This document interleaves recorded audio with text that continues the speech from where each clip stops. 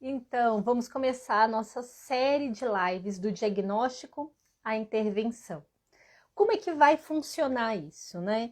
Nós queremos, na visão de uma mãe, de um pai, contar toda essa história quando a gente está nesse período tão sem chão, né? Que é essa fase do diagnóstico, dos primeiros sinais, até propriamente a gente ter esse diagnóstico fechado, até começar as intervenções.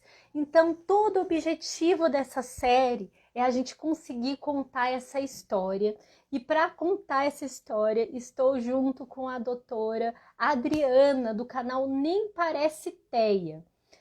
Todos esses vídeos que vão ser feitos sempre no penúltimo domingo do mês, eles vão para o meu site www.cursoautismo.com. Eu estou fazendo um curso gratuito sobre autismo e todos os vídeos dessa live, dessa série de lives, estarão lá para ajudar os pais que estão justamente nessa fase tão confusa, né? Essa fase tão sem chão, doutora, para poder começar a nossa conversa. Gente, eu realmente não sei se todas as perguntas vão caber nessa live, né? Doutora, tudo bem? Boa tarde. Você está um pouquinho cortada. Gente, como é que eu tô? Me avisa, gente, por favor, ajuda se a gente está enquadrada, se a gente está certinho para vocês. Tá bom? Tá visível? Estão ouvindo? Para mim tá perfeito. Para mim, tô Pronto. ouvindo bem, tô escutando direitinho. E para vocês, pessoal, tá tudo bem? Acho que tá. Doutora, muito obrigada por aceitar o convite. Eu tô muito feliz, muito empolgada com esse projeto. Eu também, né? Eu sou sua fã, na verdade, né? A Adele, a Adele da Autismos, ela é que me apresentou teu trabalho e eu fiquei encantada, né? Porque esse universo do autismo, para mim, é vivência diária, né? Eu sou, para quem não me conhece, eu sou neuropediatra. A minha formação inicial, lógico, foi pediatria, depois foi neuropediatria, e para surpresa minha, a Dani é de Brasília, minha formação foi lá. Inclusive, eu morei no Hospital de Base do Distrito Federal, e depois eu fui para o mundo, né, para estudar e para aprender mais sobre esse universo da neurologia infantil.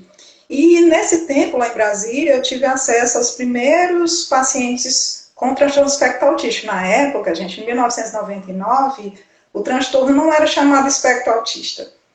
Então, faz um tempinho. E posterior a isso, a minha vida seguiu um rumo bem interessante. Eu sou mãe de duas meninas autistas. Então, mais ainda, foi importante eu entrar nesse universo para aprender mais, para ajudar minhas filhas, né? Quando a demanda foi de cuidar das minhas filhas no espectro, eu me achei mais motivada, mais impulsionada a estudar sobre o tema, né? E a Dânia também tem esse assunto em comum, né? Cuidar do Aquiles. Sim.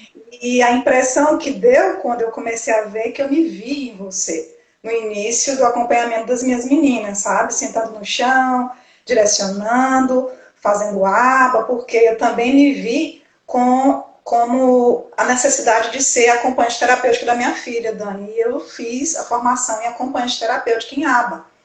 E o ABA, para mim, é um divisor de águas, né? Você também, acho que é defensora, e depois nas nossas conversas nós vamos defender o porquê de tão entusiastas somos do ABA, da análise aplicada do comportamento, né? Então eu estou aqui para conversar com a Dani e com vocês, né? Que nós dependemos também desse feedback de vocês para trabalharmos melhor, para ajudarmos em quem precisa e também para nos ajudarmos, porque o autismo, como eu falei uma vez para a Dani, vocês não sabem da história, mas nos bastidores nós conversamos e eu falei para ela que para mim o autismo é uma ciência. E uma ciência que ainda está sendo escrita, porque é uma ciência nova. Então, em 1943 foram divulgados os primeiros casos do espectro autista. Não que o espectro autista começou nesse tempo, gente. Desde que o mundo é mundo existem autistas, né? Mas, a partir de 1943, os estudos foram divulgados. Então, a ciência é nova. Estamos aprendendo junto, estamos escrevendo junto essa história. Com certeza. E aí vem a primeira pergunta, né? A pergunta que não quer calar. O que é o autismo, doutora? Vamos pensar, colocar naquele lugar daquele pai que vai encontrar essa live e vai achar assim, nossa, o que é autismo? Eles estão falando sobre autismo, eu estou achando que tem alguma coisa diferente na minha criança. Como a gente pode explicar para esses pais que estão perdidos ainda? Bom, o transtorno do espectro autista é um transtorno endêmico, ou seja, é muito frequente na população. Estima-se que 2% da população mundial seja autista, gente. 2%. Façam um cálculo aí, quem for bom em situação populacional. Então, é um transtorno que não tem classe social, não tem cor, não tem aspecto físico que mostre que esse indivíduo é. É um transtorno. O nome transtorno é interessante porque tem muita dúvida sobre o que é transtorno, doença, cura, não cura. Então, transtorno é qualquer, não é doença, mas é qualquer fato que atrapalhe ou que altere o funcionamento individual, social, pessoal, de trabalho e que causa dificuldades para compreender a si próprio e ao outro. Então, entendendo logo o nome transtorno. E o transtorno do espectro autista é um transtorno caracterizado por alterações da qualidade da comunicação social, com padrões repetitivos e estereotipados de comportamento. É um transtorno que acompanha o indivíduo ao longo da vida e que, quando nós intervimos de forma precoce, o indivíduo pode desenvolver cada vez mais o seu potencial. E eu defendo esse nome potencial exatamente para termos a ideia de que, apesar de ser um transtorno que afeta a qualidade de vida do indivíduo, se o indivíduo tem acesso à intervenção precoce, ele pode ter uma vida com mais autonomia possível na idade adulta. Né? Então, essa é a nossa chave nessa questão do transtorno, é divulgar o tema para que as pessoas cada dia mais vejam o potencial do indivíduo autista. Não adianta levantar uma bandeira contra o preconceito em relação ao autismo, ao capacitismo. Porém, a população leiga não conhece o transtorno. Se nós que lidamos ainda estamos em construção de conhecimento, imagina quem nunca ouviu falar do tema. Então, para o pai, para a mãe, que percebeu que seu filho tem atraso da comunicação, quer seja verbal, quer seja não verbal, que nós vamos depois diferenciar o que é isso, e esse filho tem comportamentos repetitivos, comportamentos estereotipados, brinca de forma disfuncional, tem atitudes repetitivas que chamam a atenção desses pais, cabe aos pais procurar ajuda. Quanto mais cedo procurarem ajuda, melhor.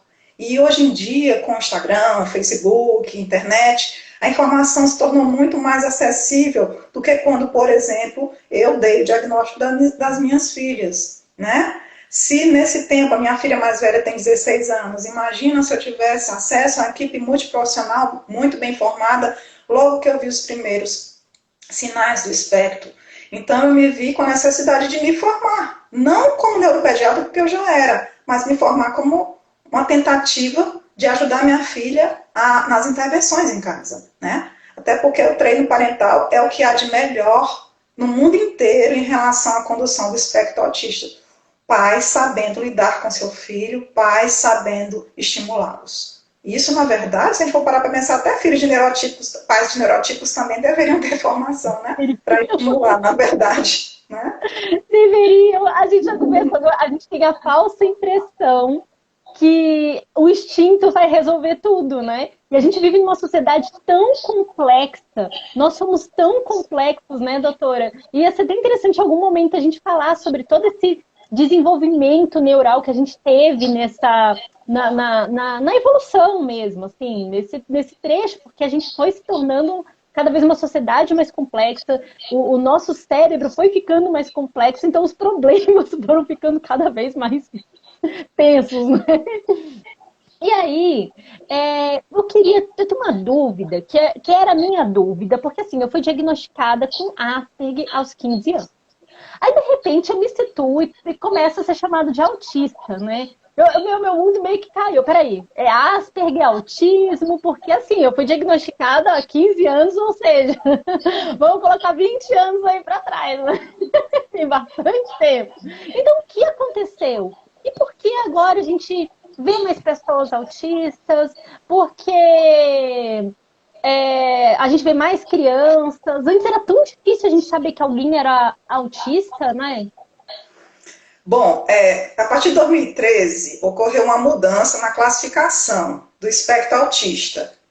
Existe um manual e existe um consenso que periodicamente é revisto para a classificação dos transtornos mentais, certo? Então, em 2013, ocorreu a mudança do DSM-4 para o DSM-5 e mudaram os critérios e abarcaram o que eram subdivididos: autismo infantil, autismo atípico, transtorno global do neurodesenvolvimento, síndrome de Asperger e outros, que daria uma lista enorme. Eles foram conglomerados em um único, que é o transtorno do espectro autista.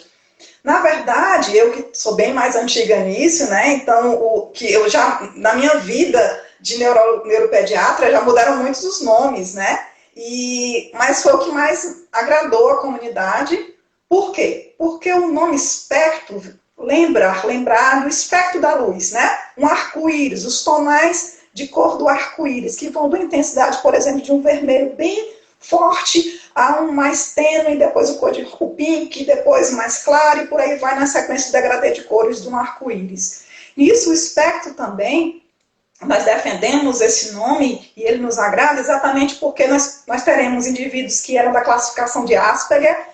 A síndrome de Asperger, o indivíduo não atrasa o início da fala propriamente dita, né? Eles, inclusive, alguns falam até precocemente e que se expressam, o vocabulário deles tende a ser muito rico de forma muito precoce. Só que, mesmo eles falando muito, eles têm também transtorno de comunicação social, porque a questão do diálogo, a troca de turno dialógica, a narrativa de fatos com detalhes também muitas vezes pode ser comprometida nos indivíduos Asperger. E eles, inclusive, a comunicação muitas vezes pode ser praticada porque muitos indivíduos Asperger, eles tendem a querer discursar apenas de temas do seu interesse. E muitas vezes não sabem nem quando parar, eles não percebem as nuances da comunicação não verbal, por exemplo, que o interlocutor já enjoou daquele assunto que ele estava falando, ou aquela pessoa começa a bocejar, não quero mais, estou com sono, por exemplo, né? Esse feeling social depende muito da comunicação não verbal. Inclusive, na verdade, quando o DSM-5, né, veio, mostrou exatamente que o transtorno espectro autista é um transtorno que afeta até mais a comunicação não verbal do que a verbal. Então, por mais que o indivíduo seja falante, que era o Asperger, muitas vezes os Asperger não percebem essas expressões faciais de incômodo, ou de perfil que está desafiando, ou um perfil até irônico, ou um perfil sarcástico na expressão facial, né? Então, isso aí afeta muito a qualidade de comunicação no futuro desse indivíduo, né? Então, por que aumentou? Porque concentraram esses vários transtornos no espectro e também os critérios também ficaram mais afinados. E a comunidade neurologista e psiquiatra aprendeu mais com isso, com essas subdivisões. Partindo disso, nós começamos a atender e a diagnosticar indivíduos mais leves, ou com características bem sutis desse espectro de intensidade de manifestações, né?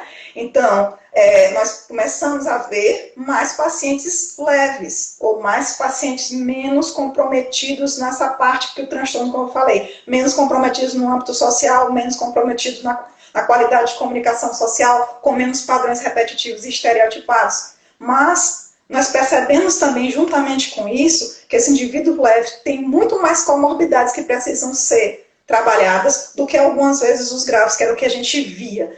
Infelizmente, a população leiga, apesar do DSM-5 ter mudado em 2013, a população leiga ainda acha que só existem autistas graves, ou só existem autistas com retardo mental.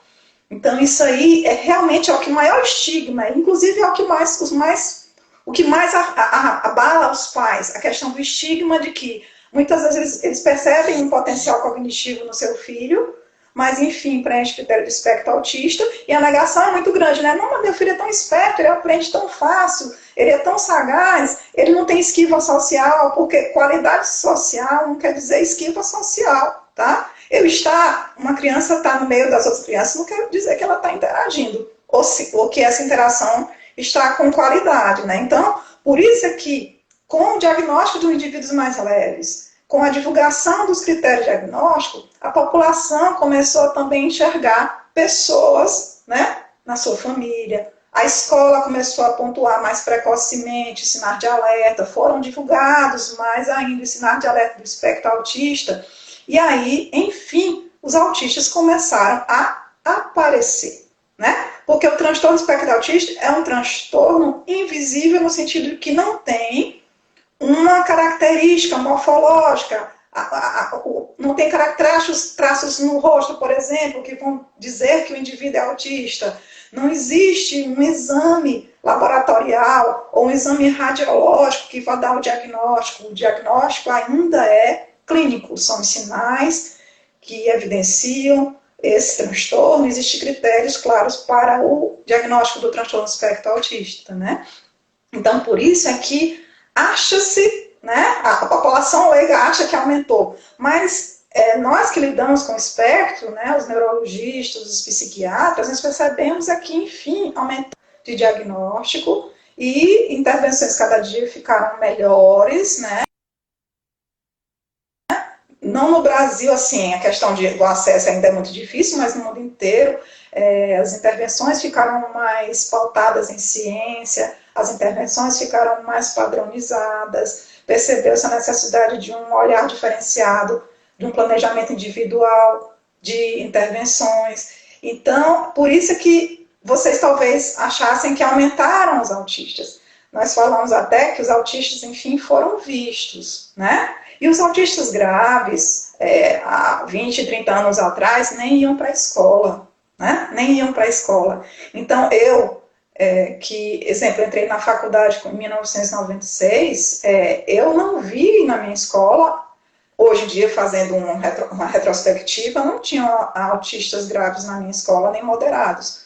Hoje em dia, eu pontuo alguns colegas que eu tinha na minha sala de aula que podiam ser Asperger, que se hoje fizesse a anamnese dele, eles tinham característica de Asperger, mas eu não via.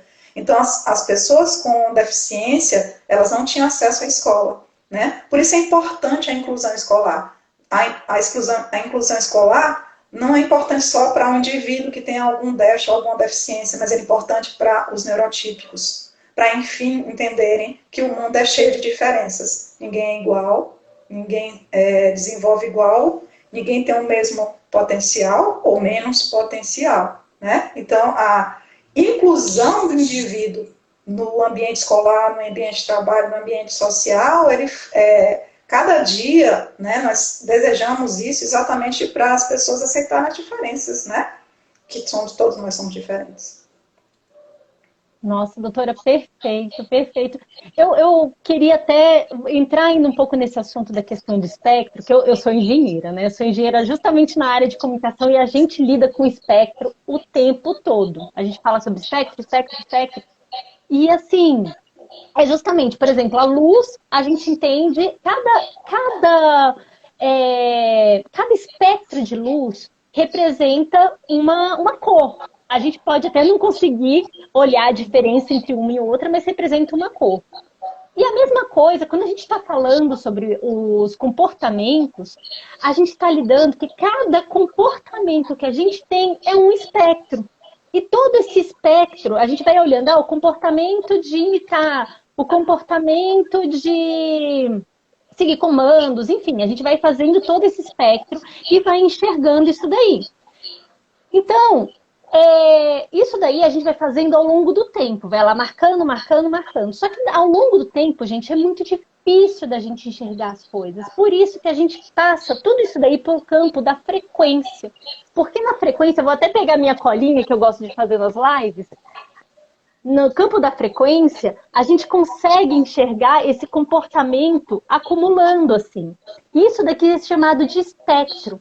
E com isso, a gente sabe, através de instrumentos, a gente olha assim, o total desse gráfico e fala, ó, essa criança precisa desenvolver isso, essa criança, ela já tem isso desenvolvido. E esses instrumentos, eles têm uma resolução que vai ser capaz de enxergar isso ou não. Para pessoas que são antigamente Asperger, nível 1, é muito difícil de você enxergar isso. Exige toda essa sensibilidade dos médicos, dos terapeutas, de conseguirem captar esse comportamento e trazer isso daí para fazer uma intervenção adequada, né, doutora? Aí eu já vou pegar o gancho para a próxima pergunta, que aqui, as causas do autismo. Quais são as causas? O que causa autismo? Pois é, né? Aí a nossa, você aperta a gente, né? Você aperta mediante a causa, né? As teorias nos respondem, as teorias que mais nos respondem são as teorias epigenéticas, ou seja, é um misto de um conjunto de alterações genéticas versus alterações ambientais. As alterações genéticas, elas podem ser hereditárias, ou seja, vir de uma linhagem, quer seja da mãe, quer seja do pai, ou a junção dessas mini alterações genéticas que, enfim, gera um indivíduo do espectro autista, e associada a situações ou causas ambientais. Quando a gente fala causas ambientais, eu gosto sempre de salientar que muitas pessoas não entendem o que é ambiental, no caso do espectro, o ambiental intrauterino, tá? Não é o ambiental fora, externo, é o ambiental intrauterino. Então, existem algumas infecções que estão correlacionadas a uma maior incidência do espectro autista, infecções intrauterinas, gente. Algumas viroses durante a gestação, tá? Toxoplasmose, rubéola, citomegalovírus são agentes também de infecção congênita, a sífilis congênita, algumas infecções virais. Agora, o coronavírus, que nós não sabemos o que é que, por exemplo, o que é que vai dar disso, por exemplo, é uma interrogação, será que as mães que geraram crianças, elas tendo Covid, possam aumentar? O uso de medicações durante a gestação, existem algumas medicações que já estão correlacionadas a maior incidência, uma delas é a sertralina, que é uma medicação usada é um antidepressivo. O ácido valproico, que é uma medicação antiepilética, usada na gestação, elas têm que ser usadas com muita parcimônia, tá? Então, são duas medicações que já têm sido correlacionadas com o aumento da incidência. Só que mesmo o uso dessa medicação, nos parece que deve ter algo genético junto, que se faça um somatório de alterações, né? A prematuridade também tem um aumento da incidência de indivíduo espectro autista e TDAH, que é transtorno de atenção associado à hiperatividade, o baixo peso intrauterino, tá? As mães com hipertensão arterial descompensada, levando a hipóxia, que é a diminuição do aporte sanguíneo para o feto também. Existem algumas correlações em relação a isso, mas sempre a base genética ela é pautada, né? Já existem 1.081 genes correlacionados ao espectro autista, mas como são muitos genes ainda em estudo, não existe ainda um gene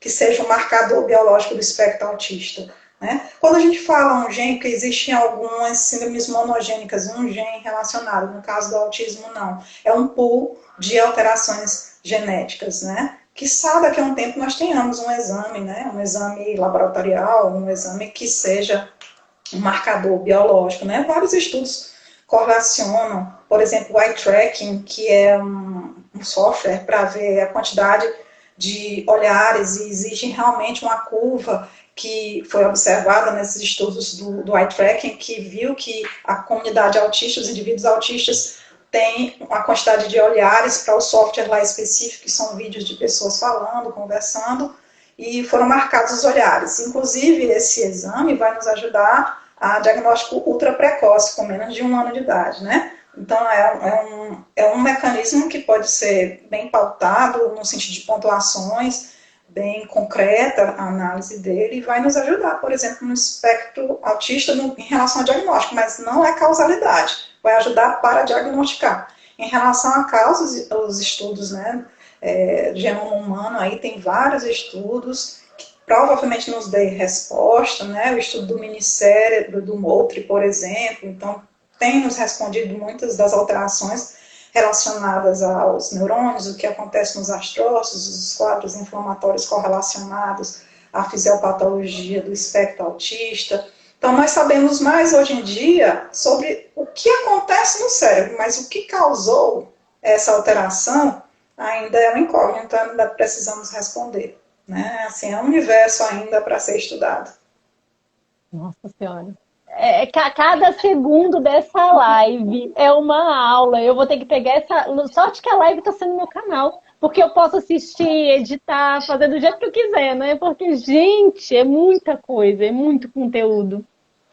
Gente, a gente está terminando o primeiro bloco aqui, porque foi dividido em 3 blocos aqui os assuntos. Então, eu queria pedir para vocês encaminharem essa live para quem precisa escutar. Porque tem gente que precisa participar. Então, pega o aviãozinho que está bem aqui embaixo e encaminha aí para a família, para os amigos, para todo mundo poder participar. Então, nesse segundo bloco, como é que são os primeiros sinais de alerta? De 0 a 2 anos, de 2 a 6, acima de 6 anos, como é que a gente faz esses sinais de alerta? Como a gente pode ficar atento a isso? Bom, essa é a parte que eu mais gosto, eu acho, do espectro autista, né?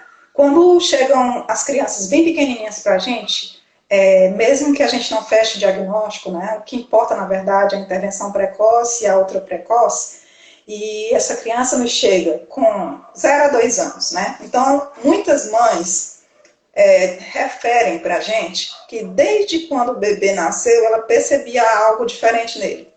Não são todas as crianças autistas, gente, que são assim, mas algumas mães descrevem que desde muito bebezinho a criança não mantinha o contato visual na hora da mamada. E a mãe tem uma expectativa danada nessa troca, né, do olhar. Nem todo autista tem déficit no contato olho a olho, mas muitos autistas têm essa dificuldade. Outro sinal de alerta que as mães veem precocemente, por exemplo, uma criança de 3, 4 meses, ele já tem que ter uma triangulação ocular. A mãe aponta para um lugar, ele já olha. Então, um atraso nessa triangulação ocular.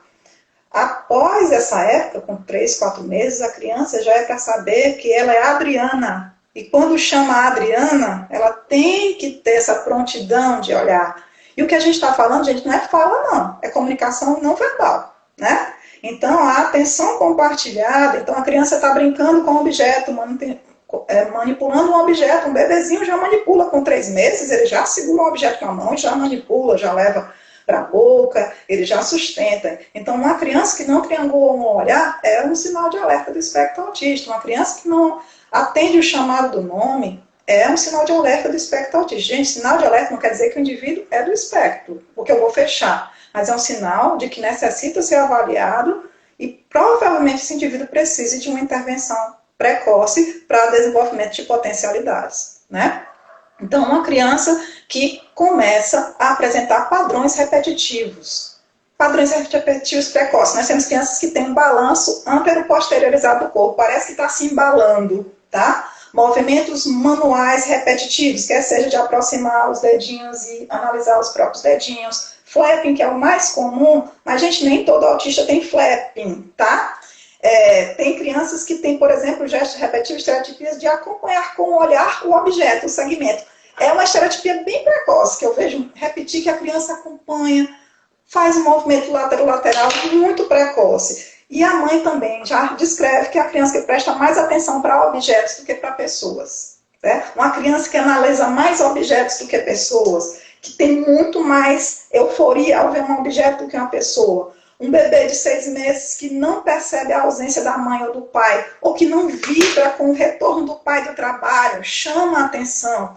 Uma criança que não corresponde aos sons. Criança com 5, 6 meses, ela já tem uma fala própria, que nós falamos, nós brincamos que é o mamanhês. Então a mãe e a criança. Então esse jogo que não é no sentido de palavra propriamente dita, mas sons que lembram sons de uma fala funcional, a mãe já percebe que eles não manifestam essa conversinha do bebê, não tem a lalação, não falam aquelas primeiras sílabas, o papá, o mamá. É um sinal de alerta do espectro autista. A criança também, o brincar da criança nos chama muita atenção. tá? Então, a criança pequenininha, mesmo ela não sabendo que um carro é um carro, ainda a figura do carro, mas ela já tende a copiar modelos de brincadeiras. Quando nós percebemos que a criança ou não se interessa pelo brinquedo, ou brinca de forma rudimentar, ou brinca de forma disfuncional, não dá a função do brinquedo, também nos chama atenção. Exemplo, uma criança de 1 ano já brinca com um carrinho. Eu falo carrinho porque o espectro autista é mais comum em meninos do que meninas.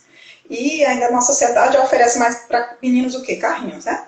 Minhas filhas adoram carrinho, mas a maioria dos pais só oferecem carrinhos para os meninos. Então, o carrinho ficou uma coisa bem emblemática, porque é mais comum em meninos, né? A proporção está mudando de 4 para 1 para 3 para 1. Então, 3 a 4 meninos para uma menina autista, né? Então, a atração, na verdade, não é nem pelo carro, é pelo movimento, a atração por cinesia. Então, um bebê que tem muita atração por movimento, muita atração por cinesia, quer seja movimentos giratórios, quer seja alinhamento, enfileiramento, empilhamento, né? A criança que se diverte demais, fica muito tempo em ações repetitivas, chamam a atenção dos pais. Imagina o tanto de sinais de alerta que os pais às vezes nem imaginam que isso possa ser manifestação do espectro autista, porque o que nós percebemos é que os pais nos procuram atrás da fala. As palavras não são faladas com 1 ano e meio, tá? Mas nós já temos sinais que são precedentes disso. A comunicação não verbal tende a ter atraso. Uma criança que com 9, 10 meses não aponta, a criança de 10 meses que não corresponde o tchau na hora certa, avançado, né? Eu tenho crianças que não conseguem fazer o espelhamento, né? Então, nós aprendemos, gente, por cópia de modelo, né? Então, tem mãe que diz, eu não ensinei a dar tchau. Eu disse assim, quem disse que a senhora precisava ensinar a dar tchau? Ele era para ter aprendido vendo, olhando, né? Apontar. Nossa, eu não lembro de alguém ensinar a apontar uma criança neurotípica, tá? Se você está precisando ensinar a apontar, tem algo de errado nessa criança. Algo está atrasado, né? Por exemplo, a criança que não localiza com 1 ano, 2 meses, não localiza parte do corpo simples. Então, a criança de 1 ano, ela já sabe o que é cabeça, o que é mão, o que é pé. E a mãe não parou para ensinar, não, gente. Ela ouviu, porque na troca de fralda nós conversamos com a criança, penteando o cabelo, vestindo. Então, uma criança que não se atenta às suas próprias partes do corpo são sinais de alerta do espectro autista, tá? E, por fim, o atraso da fala propriamente dita, né? Atraso na expressão de palavras simples, depois atraso na formulação de frases, atraso nas narrativas ou troca de turno dialógico. Outra peculiaridade é o tom de voz, ou melodia da fala, ou prosódia, a melodia da fala. Indivíduos até muito falantes, ela tende a ser afetada, então às vezes um tom de voz monótono, a criança não consegue fazer as entonações que demonstram o seu emocional na hora, né? Ou cópia de modelo de fala, que aí por aí vai, tem várias cópias de modelo de fala, ecolalia imediata, ecolalia tardia, ecolalia mitigada. Então, esse padrão de fala repetitiva é outro sinal de alerta do espectro autista, né? Outra característica é interesse restrito. Uma criança que gosta das mesmas coisas, assiste os mesmos filmes, decora a fala de personagem, repete várias vezes o gesto do personagem. Eu falo personagem porque as crianças, infelizmente, estão menos brincando com brinquedos e mais assistindo vídeos ou acesso à internet, né? Então, as mães hoje em dia, às vezes não tem nem tempo de ver que sua criança não brinca, não explora o brinquedo funcionalmente, mas às vezes ela percebe que ele assiste o mesmo vídeo, ou repete a mesma fala do personagem, ou tende a se expressar como o personagem, ou brincar exatamente como o vídeo, né? Então, eu tenho vários pacientes que a mãe acha que a criança está brincando funcionalmente, e, no entanto, ela está apenas copiando o modelo de algum vídeo que ela acessa na internet. Não está brincando com o faz de conta, não está utilizando o brinquedo de forma funcional, assim, espontânea. Ela está fazendo, copiando, parecendo um artista que está reproduzindo uma cena, né?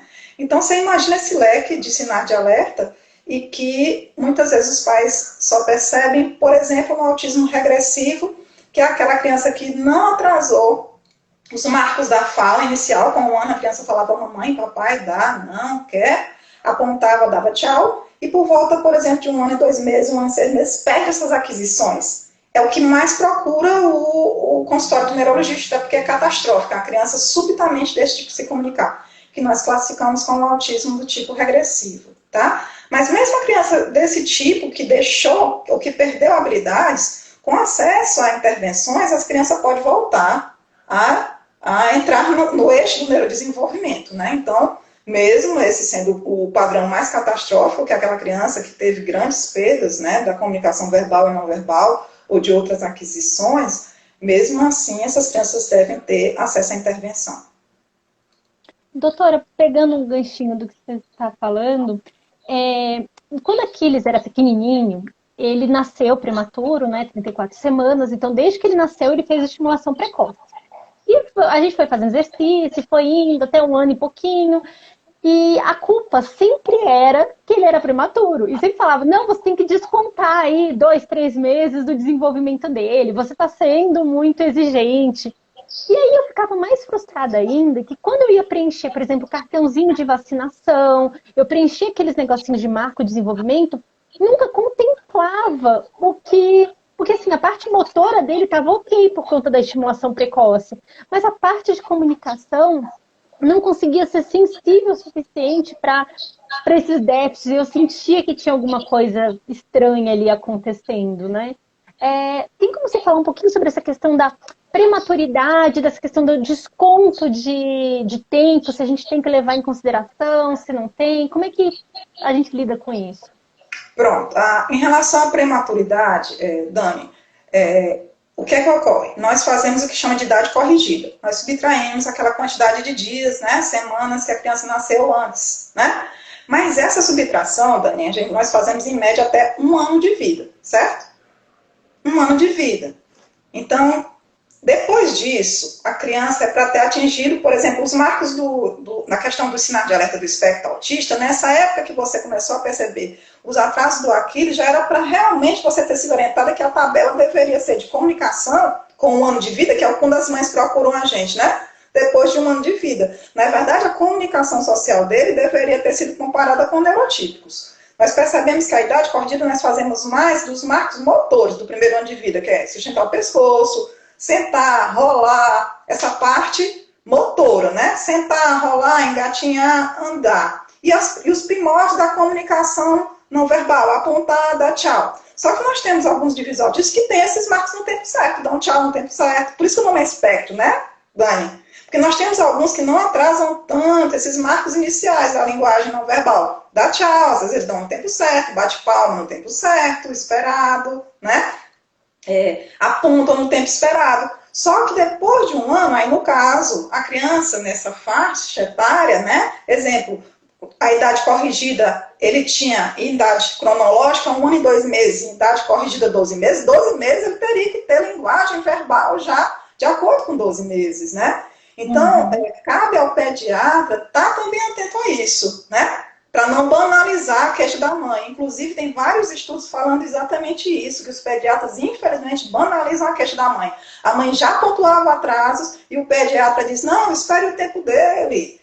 Toda criança tem seu tempo de desenvolver. Se fosse nesse pensamento, não existiam os critérios de Denver para neurodesenvolvimento. Os critérios são feitos com comparação, sim, de crianças por faixa etária, né? Os critérios para vermos que teve desvio são por comparação, tá? Eu não posso comparar um potencial. Fulano é melhor em matemática, o outro é melhor em português, o outro é melhor em física. Mas neurodesenvolvimento, sim, são feitos escalas exatamente em comparação de faixa etária. Então, uma criança que a idade corrigida é 1 ano de idade, ela tem que ter, sim, esses primórdios da comunicação verbal e não verbal. Então, Aquiles, infelizmente, estava atrasado, você já percebia isso e essa dúvida não era respondida, né? Provavelmente a sorte dele foi porque ele entrou em estimulação ultraprecoce por conta exatamente da prematuridade, mas se você fosse pelos critérios, provavelmente você teria atrasado mais ainda as intervenções dele, né? Então, e aquele negócio, a estimulação dele não foi com base em aba. Então, assim, foi daquele jeito. Solta. Só foi fazer a aba com 1 ano e 11 meses que começou a fazer a aba. E algumas vezes, né, Dani, ainda é uma aba sofrível. Sofrível por quê? Acho até porque as pessoas falam muito mal da análise aplicada ao comportamento por desconhecimento, né, que é uma ciência, e também porque não teve acesso a profissionais sérios, né? Então, um bom aplicador em aba, ele tem que fazer, por exemplo, treino parental. E tem que seguir uma planilha, uma programação bem definida, né, dos pontos que devem ser abordados, as habilidades que têm que ser desenvolvidas, e o treino parental, né, tem que ser feito pelo profissional. E o acesso no Brasil a profissionais com boa formação, ou com expertise no tema, infelizmente, é muito pouco acesso. Por isso é que muitos neurologistas e psiquiatras que lidam com o espectro, por exemplo, com o Dr. Carlos Gardia, Paulo Liberalese, doutora Débora Kerr, Thiago Guzmão e por aí vai, os profissionais que lidam muito sobre o tema e que divulgam, né, exatamente a necessidade de intervenção precoce, eles batem na tecla de que se você tem pouco tempo, se você é um terapeuta e tem pouco tempo de horas semanais, treine os pais para estimular a criança, tá? Treine os pais. E aí a nossa luta para exatamente os pais fomentarem essa ideia, né, de que precisam se habilitar a estimular seu filho de forma eficaz, né, eficiente e eficaz. Essa é uma briga que nós temos e a gente tem que batalhar para o SUS. Gente, eu fico pensando, o SUS não consegue chegar no país inteiro para atendimento básico. Mas, por exemplo, a gente consegue, pelo SUS, fazer um atendimento online. Digamos que ele consiga estabelecer uma orientação parental online para os pais, a gente consegue chegar em grande parte do país. Tem que bater nisso daí, gente. A gente precisa disso. E aí, posso ir para o próximo bloco? Pode. São os dois que eu acho que vai acabar juntando um pouquinho assim. São os níveis de gravidade, que, nossa, eu recebo muita dúvida sobre isso. Que as pessoas mexem dúvida de gravidade com ser leve, moderado, sabe? Faz essa questão. E a questão também de o que é, né? A atenção compartilhada, estereotipia, hiperfoco, ecolalia. Bom, em relação aos graus, né? Eu gosto sempre de explicar para as mães sobre o grau. Por quê? Porque as mães, na primeira consulta, já querem receber o diagnóstico, logicamente, e ainda querem sair com o grau, sabe, Dani? O mais interessante. Vem com uma carga de negação enorme, luta enorme, e assim ainda quer o grau. Primeira coisa, o grau também no DSM-5 teve essa divisão de nível 1, na verdade é nível 1, 2 e 3. Os níveis, eles são classificados de acordo com a autonomia do indivíduo, não necessariamente verbal, sabe, Dani? A população leiga acha que tem a ver, o que é mais falante é o grau mais leve, o que fala menos é o grau mais severo, né? Os níveis do espectro autista têm a ver com autonomia.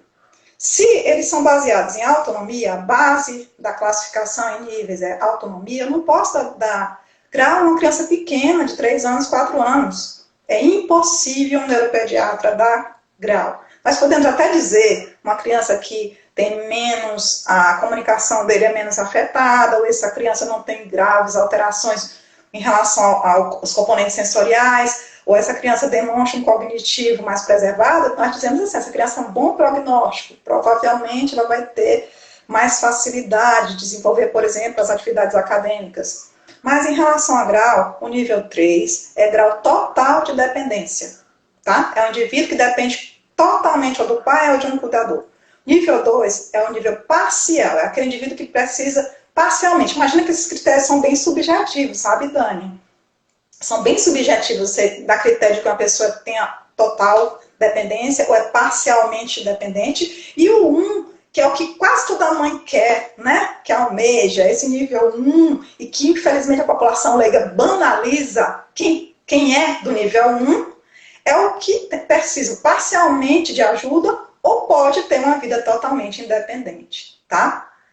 O nível 3 é o que nós conhecíamos antigamente, Dani. Era o autista totalmente dependente, né? O 1 é o que no DSM-5 ficou mais clara a classificação do 1. Sempre existiu um, mas não sabia. Então, hoje em dia, o que tem de pai e mãe que leva seu filho e ele recebe diagnóstico e que, por fim, a carapuça serve, que olha, se meu filho é autista, essa história é muito parecida com a minha. E minha família tardou de me ajudar na questão do diagnóstico, exatamente porque ficou lugar comum, atrás da comunicação social, ou alterações da qualidade de comunicação social, ou padrões repetitivos, estereotipados, ou ritualísticos, ou padrões restritos de interesse, ou perfil de outra característica bem comum aí, que independente do grau, né, a rigidez cognitiva, que isso aí dá uma outra conversa com a gente, a rigidez cognitiva acompanha qualquer grau.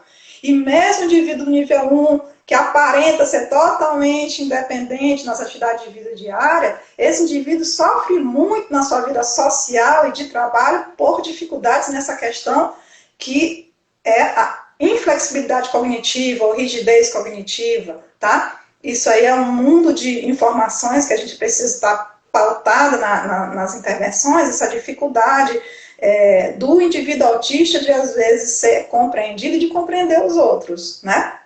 Então, esses níveis... É uma correlação de transtorno com sofrimento, né? As pessoas acham que o nível está relacionado ao sofrimento. E não, gente. Está tudo dentro de um transtorno. Exatamente. Então, o um sofre muito.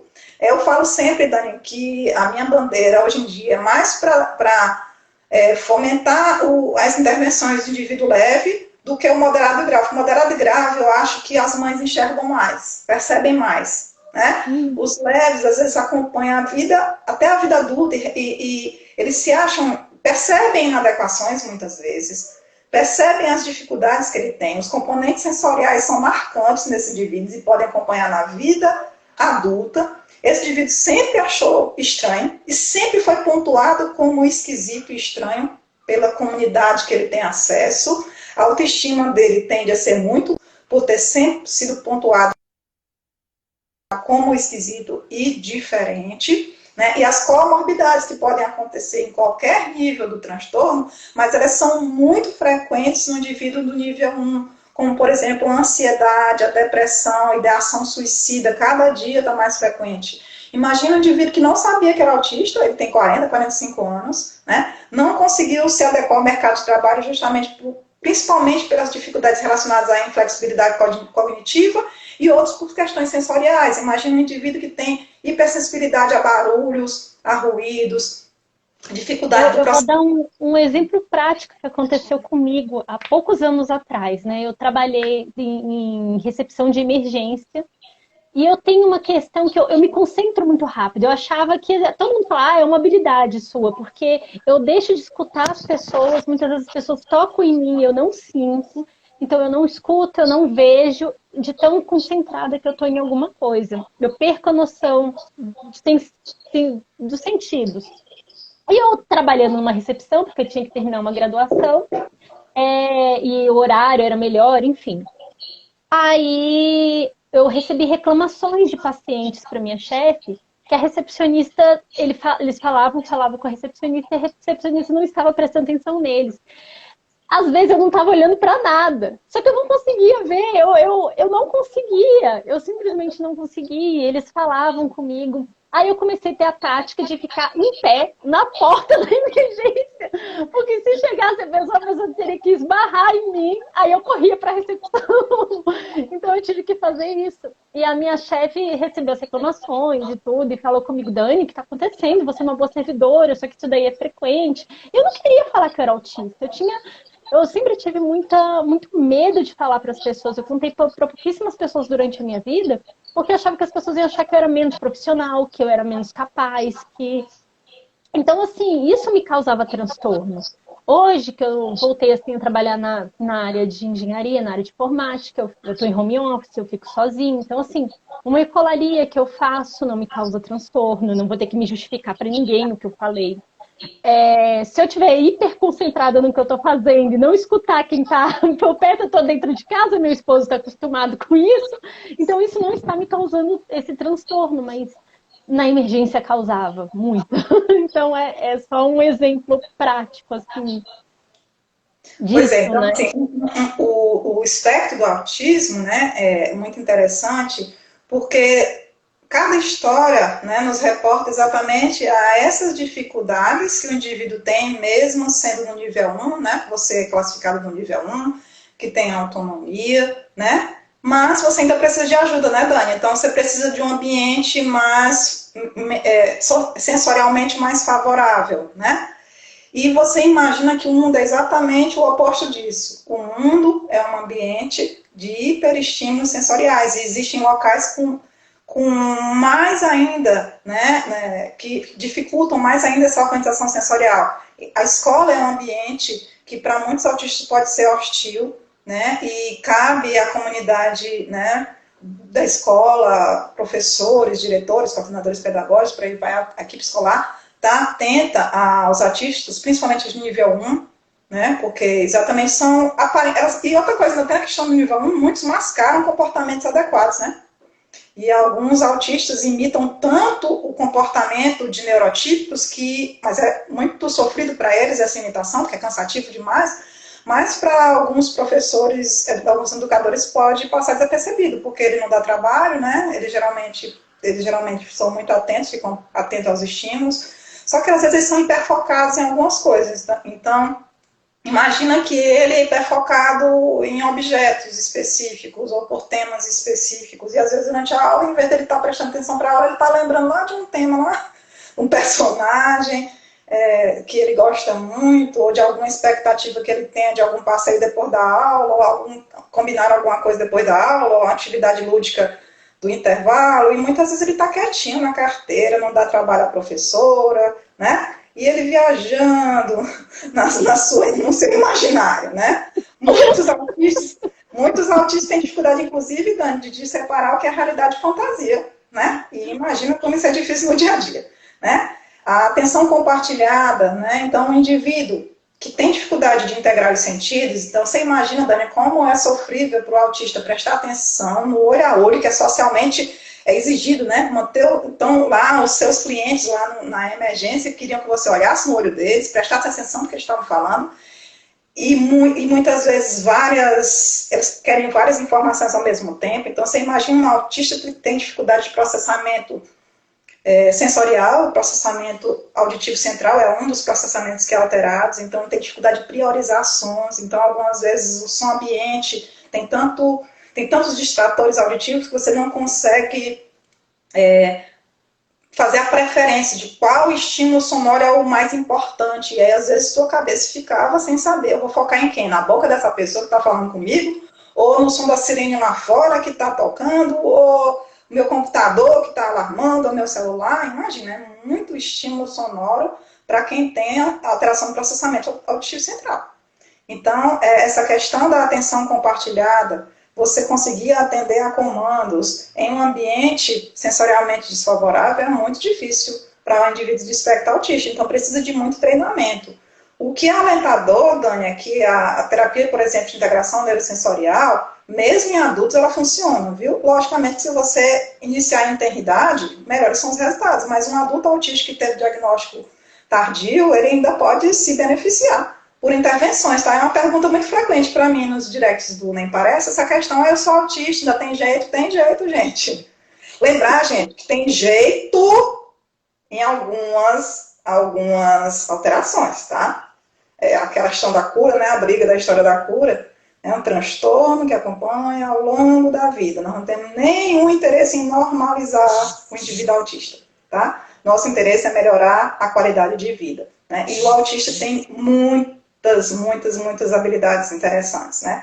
Eu falo, Dani, que autista tem uma coisa assim que é bem nato dele, o GPS, eles localizam muito fácil caminhos, percursos, né? Que às vezes um pobre mortal, que eu chamo de pobre mortal, é o neurotipo, né? O pobre mortal não localiza tão bem, né? Não observa tanto detalhe quanto um autista percebe. Então, assim, tem tanta potencialidade que pode ser desenvolvida no indivíduo do espectro autista, e que as pessoas nem sonham nessas capacidades, que eu sempre pontuo. Primeiro eu vejo as qualidades do Zeofir e me pontue os atrasos, mas eu mostro também as qualidades, porque todo mundo tem potencial. Todo mundo tem. Muitas vezes é só a falta. Eu nunca tinha pensado nisso, porque eu amo mapas. Toda vez que eu viajo para algum lugar, primeiro eu decoro os mapas do lugar. Então, E hoje... GPS ótimo. GPS é excelente. Doutora, a gente já pontuou algumas coisas aqui, deixa eu só vir aqui. sobre a questão de exames pontuais. Eu lembro, quando eu fiz a consulta do Aquiles, eu quase caí para trás com um calhamaço de exames que eu saí do consultório. Era tanto exame, era exame de sangue, era bera, genético, eletroencefalograma. E entre esses tantos exames, tinha questão de encaminhando para psico, para fono. Então, assim, eu comecei de trás para frente. Eu fui primeiro na psicóloga, na fono, no pessoal para fazer avaliação. E fui fazendo os exames aos poucos. Como é que é isso? Como é que é essa decisão, essa tomada de decisão? Que exames são esses? Como eu falei, em 2013 mudaram os critérios, né, do espectro autista. E atualmente, Dani, o paciente na primeira avaliação, nós seguimos o protocolo dos questionários, né, em relação ao espectro autista. Não cabe hoje nós falarmos sobre como é que é feito o questionário, mas em relação a exames, Dani, nós pedimos exames não para o diagnóstico do espectro autista, que fique bem claro isso. Esses exames, por exemplo, como a tomografia de crânio, ressonância magnética de crânio, eletroencefalograma, o bera, triagens auditivas, elas são para avaliar se esse indivíduo tem algo mais que possa estar prejudicando o indivíduo autista, tá? E principalmente nós faremos o diagnóstico diferencial de outros distúrbios, ou de outros transtornos, ou até mesmo de doenças que possam afetar o neurodesenvolvimento. Exemplo, Dani, se eu pego uma criança com atraso, no caso que é da comunicação social, com padrões repetitivos, estereotipados de interesse, que perfazem lá os critérios do espectro autista. Mas ele não tem graves alterações da motricidade, esse paciente não tem epilepsia, esse paciente não aparenta déficits auditivos, pelo menos grosseiros, é uma criança que atende comando, triangula, não ignora os sons. Esse paciente, geralmente, nós não pedimos nada, tem um exame específico, tá, Dani? Há alguns anos atrás, o meu paciente sairia com uma sacola de guias de exames. Atualmente, nós tendemos a pedir exames quando nós percebemos risco de alguma comorbidade, né? Então, a epilepsia, por exemplo, indivíduos epiléticos vão ter que ser analisados de uma forma mais criteriosa, tá? E também pacientes que demonstram já ter um déficit intelectual, tá, Dani? Nós também pedimos para fazer diagnóstico diferencial de causas de déficits intelectuais. O que, hoje em dia, nós indicamos também a avaliação genética, tá? Primeiro, para casais que querem ter outros filhos, para ver a questão da penetrância genética, até acesso à avaliação, exemplo de microarray, exoma, para fazer uma análise biológica nesse sentido, lembrando que não existe ainda um marcador biológico genético do autismo para ver se o indivíduo tem quebras cromossômicas, né? Mas nenhum desses exames virá dizendo assim, fulano é autista, tá? Quando nós pedimos, nós explicamos para que nós estamos pedindo. Estou pedindo para avaliar a parte motora, se tem alguma lesão. Por exemplo, uma criança muito prematura, que teve um trabalho de parto prolongado, que faltou oxigênio no parto, e algumas vezes, alguns alertas no exame físico, alterações de reflexo, marcha, com alguns déficits, nós pedimos exames, por exemplo, com tomografia. Mas aquele autista bem clássico, sem outras alterações, esses exames nem são pedidos mais, viu, Dani? Você não sairia mais. Eu acho que eu não sei dizer quantas vezes na vida eu fiz exame auditivo. Porque todo mundo, até depois que eu casei, meu esposo só foi saber que eu era autista depois de um tempo de casada, né? Que aí eu comecei a aceitar. Foi quando eu trabalhei até com um psiquiatra, ele perguntou se eu estava falando sobre Asperger, enfim. O meu esposo também, ele falou, não, moço, só pode ser surda, vamos lá fazer exame. Eu fui e fiz uma pancada de exame de audição na vida e nada. Minha audição é ótima, maravilhosa. Eu acho que ainda é, né?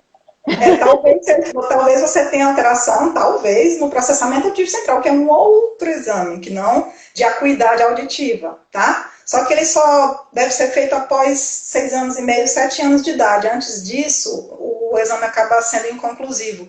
Mas isso não verá se o indivíduo ouve ou não ouve, tá? Essa é para ver a questão do processamento de sons, o processamento auditivo central, que em alguns pacientes nós solicitamos após essa faixa etária, limite, tá? De resultado, porque existem algumas terapias que podem favorecer quem tiver transtorno de processamento auditivo central, que chama terapia de processamento central ou terapia acusticamente controlada. tá? Então é uma intervenção bem interessante para alguns autistas, né? Esses autistas com a alteração de sensibilidade auditiva, o autista que tem dificuldade como você de priorizar qual som, que resposta verbal ele vai dar, organizar suas respostas diante de ambientes acuticamente desfavoráveis. A terapia de processamento autista central ajuda muito em alguns casos, tá?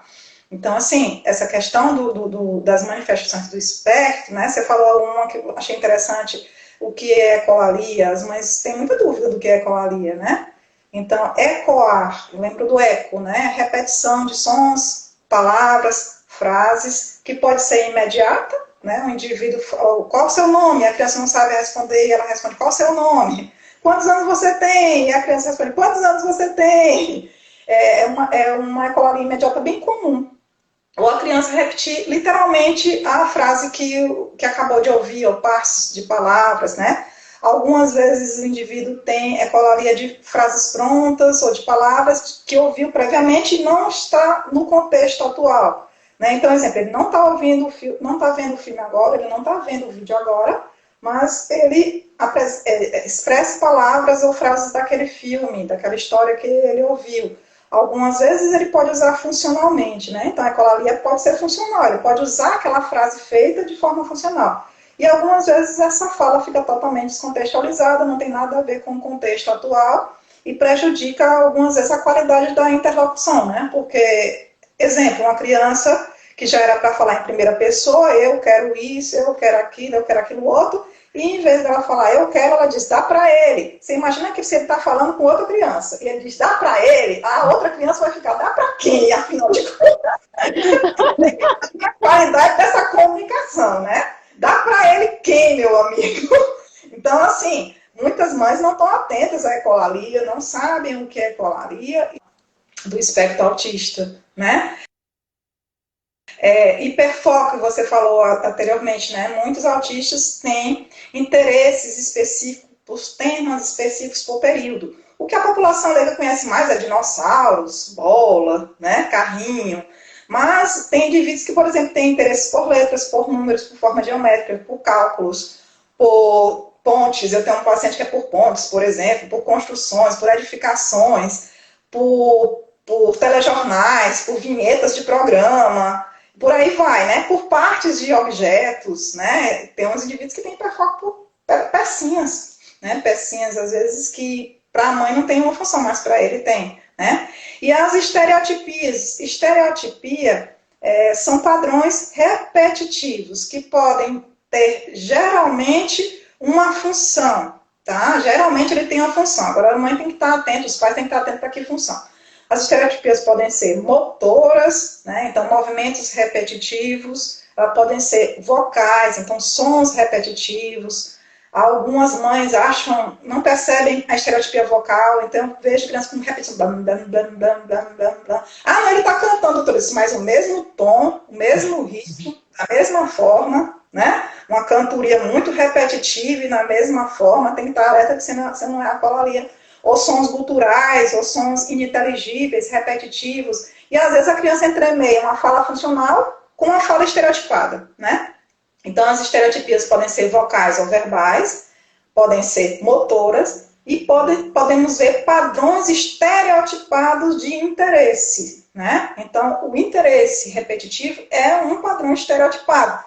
Porque quando fala estereotipia, a mãe só acha que estereotipia é flapping, pular no eixo, andar na ponta dos pés, bater palma de forma descontextualizada, por exemplo. Mas nós temos vários padrões restritos de interesse e às vezes eu até brinco, são 3, 4 padrões repetitivos naquele mesmo período, sabe, Dani? A mãe acha que é variado, mas às vezes a mãe percebe com a orientação que é um padrão que às vezes até atrapalha a interação, porque a criança tende a querer brincar com as mesmas coisas, se apego à mesmice, apego à previsibilidade, né? A dificuldade de se engajar em brincadeiras, porque ele só entende a única regra na brincadeira, não entende que as regras podem mudar nas brincadeiras, né? Então, esses padrões repetitivos de interesse atrapalham muito a interação social, tá? Porque a ideia é que as crianças variam muito de interesse, muito rápido, de uma faixa etária para outra, elas mudam muito de interesse lúdico. E aquela criança que com 7 anos, 8 anos, ainda hoje gosta da Peppa, né?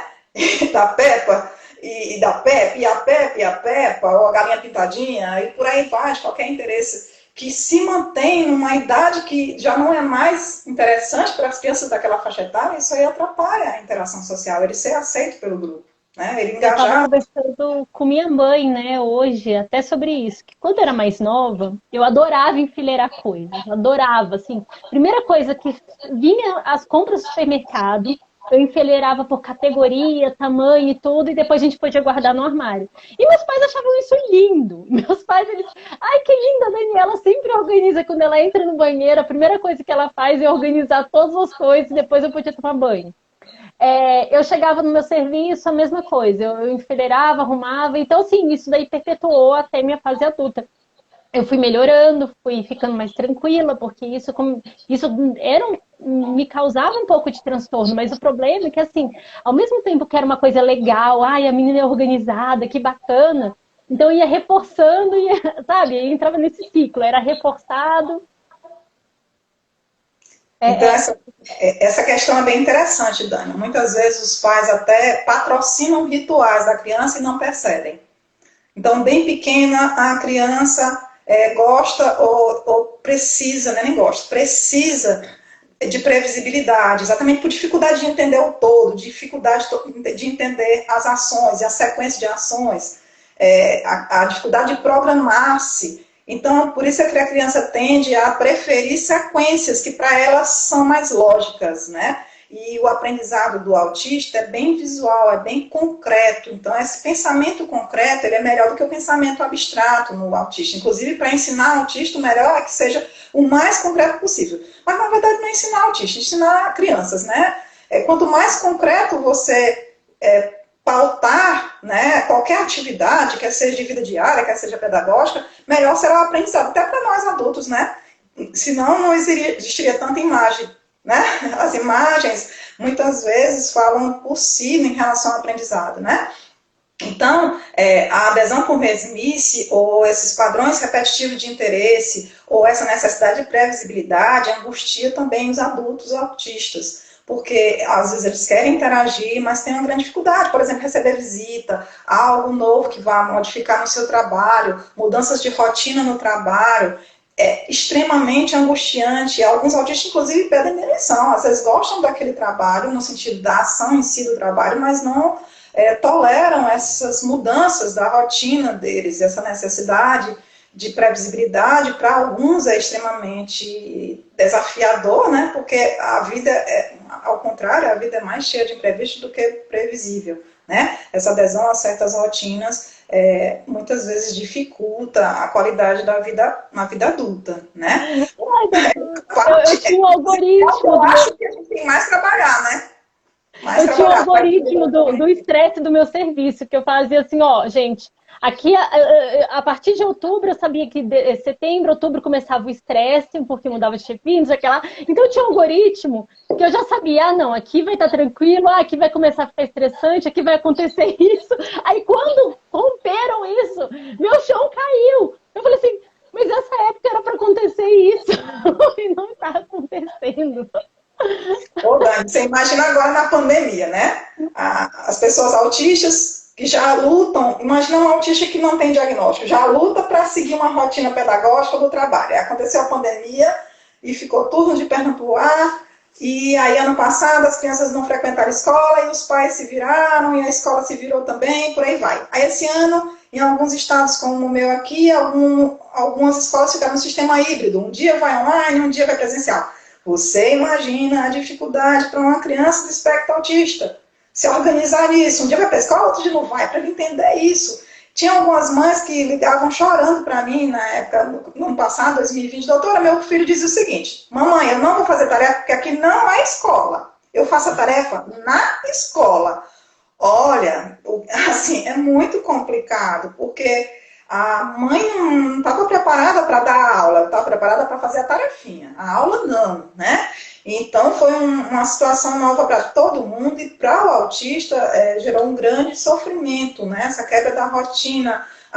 Os que tinham acesso à terapia não tiveram mais acesso à terapia ou a terapia ficou muito falha. Nem todo autista consegue seguir o padrão online, nem todo autista tem uma concentração, uma atenção adequada para se manter atenta a uma sessão online ou até a própria aula, né, remota. Então, isso tudo, imagina a gama de dificuldades que vão piorar ainda, porque, infelizmente, a pandemia continua. Outra preocupação nossa é as crianças que nós vamos pegar já muito tarde, sabe, Dani? Porque a escola é uma grande aliada do neurologista e do psiquiatra infantil, porque muitas vezes é a escola que pontua os atrasos para os pais, sinal de alerta, às vezes os pais não percebem, e a escola que pontua, e a criança sem acesso à escola, nós estamos, assim, extremamente angustiados, porque as crianças vão chegar com 3, 4, 5 anos para a gente, né?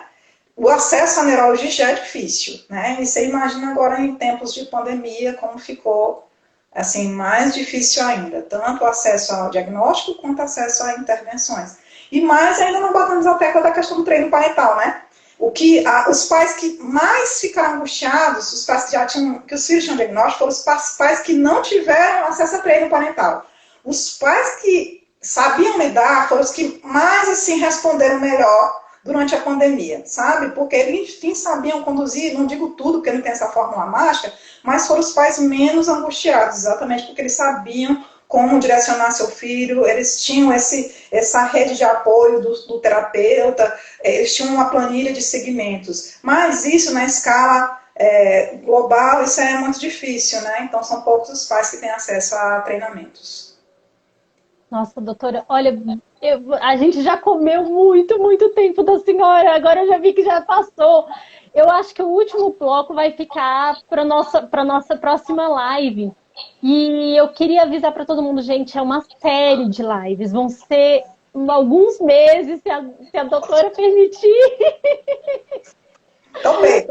Ai, que bom, porque vai ser muito assunto, assim, eu não tenho nem como agradecer essa aula, esse conteúdo, e agradecer a todos que participaram daqui.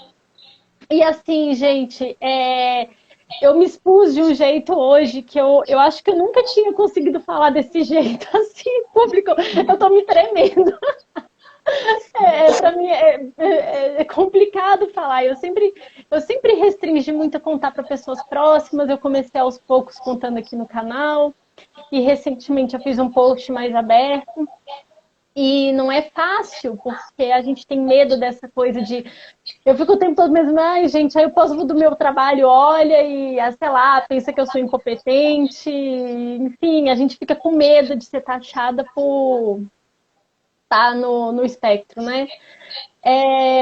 E assim, doutora, muito obrigada. A gente precisa divulgar, a gente precisa repassar esse conteúdo. Tudo isso daqui vai ficar no site www.cursoautismo.com. E é isso, gente. Obrigada. Eu agradeço também. E aqui é um espaço, né, para autistas, um espaço para pais de autistas, espaço para profissionais que lidam com autistas, né? Porque, como eu falei lá no início, 2% da população mundial, ela está incluída no espectro autista, gente.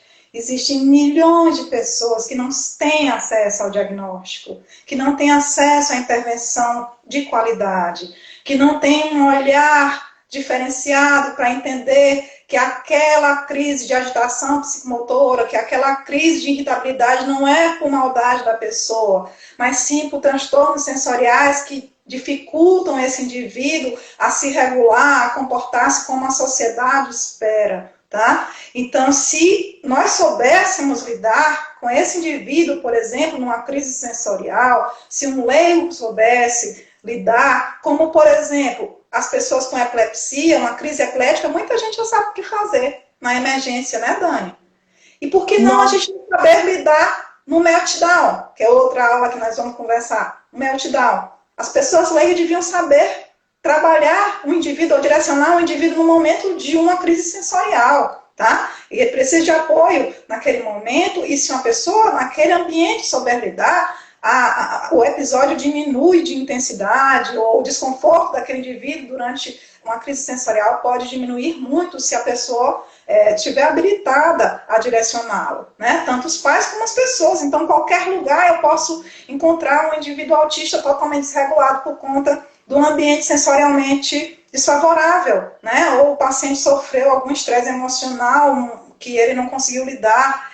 E aí, se todas as pessoas, ou não digo todas, que é utopia da minha parte, mas que se mais pessoas soubessem lidar com o indivíduo do espectro autista, melhor ele se sentiria nesse ambiente. Ele não seria o peixe fora d'água, ou não seria o ET, como muitos se acham, um ET, né, se acham totalmente diferente do mundo, sendo que o mundo é feito de indivíduos diferentes. Né? Eu parto desse pressuposto. Ninguém é igual, né? Um autista também não vai ser igual, mas as pessoas querem rotular que o neuroatípico é mais especial ou a vida dele é mais fácil do que um atípico. Muitas vezes a vida do neuroatípico pode ser até mais infeliz do que a de um atípico, por exemplo, né? Porque o conceito de felicidade é muito amplo, dá outra história também, da outra conversa, né?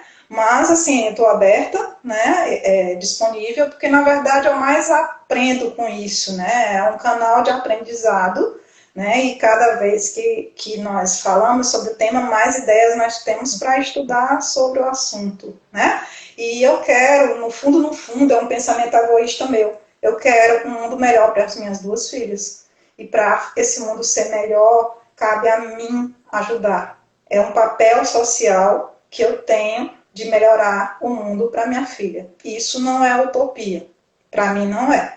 Se eu plantar essa semente, o mundo será melhor para as minhas filhas. E se mais pessoas souberem lidar com as minhas filhas, melhor será a vida delas. Por isso que eu estou aqui. Sou egoísta. Um pensamento egoísta. Somos duas egoístas, então. É muito egoísmo aqui, gente. Quem está sendo egoísta aqui também? Coloca aí no chat, vamos ser egoístas juntos. Então, a levantar a bandeira, né? Então eu quero um mundo melhor para as minhas filhas, gente, por favor. Sim, exatamente. Ai, eu adorei, doutora. Muito obrigada, sim. E, gente, coloquem na agenda. Penúltimo domingo do mês. Mês que vem tem mais. Penúltimo domingo do mês. E acompanhem o site www.cursoautismo.com. Pois um beijo. Beijo, doutora. Bom início de semana, na verdade. Bom início de semana. Para você também. Tudo de bom para a senhora. Tudo de bom. Tchauzinho. Oi.